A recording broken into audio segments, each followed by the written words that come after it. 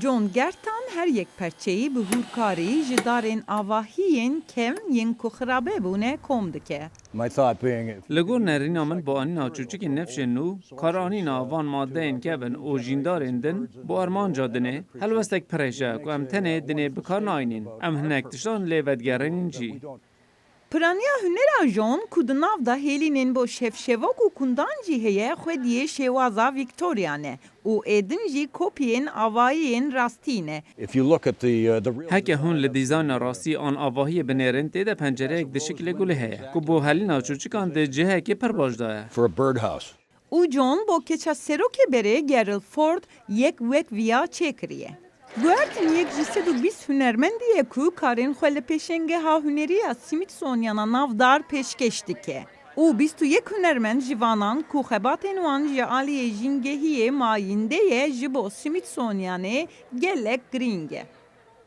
Ev jê qumaşên nû û kevin hatiye çêkirin. Mimi Kirchner ji maddeyên kevn pelîstokan çê dike. My artwork is made out of Karên min ê hunerî ji qumaşên bikarhatî û kevin pêk tê. Piraniya wan gelek kevne û ez jiyanek nû didem wan. If you want to be a purist, Eger hûn temîzbûnê dixwazin, divê li pey kevneşûpiya şakiran bin ku ew tiştekî zêdetir ji darê navxweyî bikar naînin.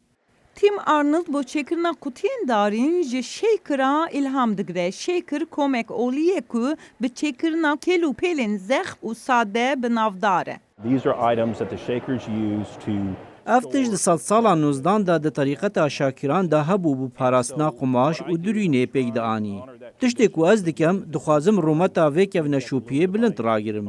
Di heman demê da taybetmendiya xwe têxim qotiyan bi taybetiyên serî. Ew hinek berhemên balkêş dide servan tiştan wekî darên biyanî, paxir û çermên ajalan. Di pêşengehê da gelek babetên hunerî tê pêşkeşkirin. Lê beşa karên hunerî ku hevalê jîngehê ye her diçe zêde dibe.